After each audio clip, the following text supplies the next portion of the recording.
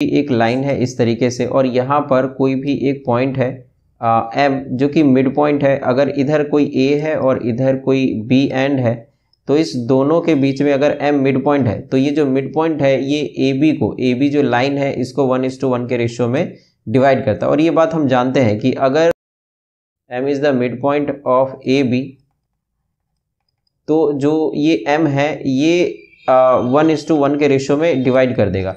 तो ये बात हम जानते हैं, तो ये तो ट्रू होगा बिल्कुल ही। यहाँ पे ये जो रीजन में है ये ए और बी ये पॉइंट्स है, ए -5,4 दिया हुआ, जो बी है ये -2,3 दिया हुआ और ये कह रहा है जो पी पॉइंट है ये 1:2 के रेशियो में डिवाइड कर रहा है। तो हम एक बार इसको चेक कर लेते हैं कि ये 1:2 के रेशियो में डिवाइड कर रहा है कि नहीं कर रहा है। तो इसके लिए हम क्या करेंगे, जो सेक्शन फार्मूला इसका इस्तेमाल कर लेंगे। तो इसीलिए by section formula P3 - 3, K is equal to ये हो जाएगा m1x2 plus m2x1 upon m1 plus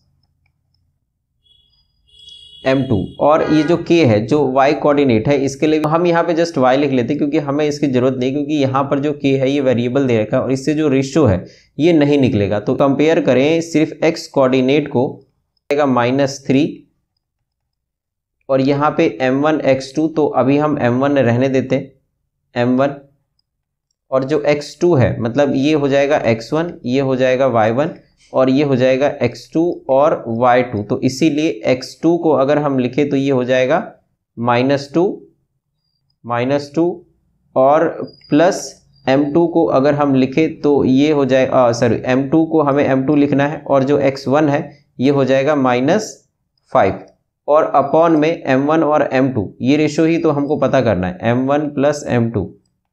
अब अगर इसको हम क्रॉस मल्टीप्लाई करें तो ये अगर हम सॉल्व करेंगे तो ये आ जाएगा -m1 और इधर अगर हम सॉल्व करेंगे तो ये आ जाएगा -2m2 और इस तरीके से। तो जो हमारा रेशियो है वो 2:1 है। तो इसने जो बोला है कि ये जो रेशियो है ये 1:2 है, लेकिन हमारा जो रेशियो है ये 2:1 आ रहा है, तो इसीलिए जो रीजन है ये फॉल्स हो जाएगा।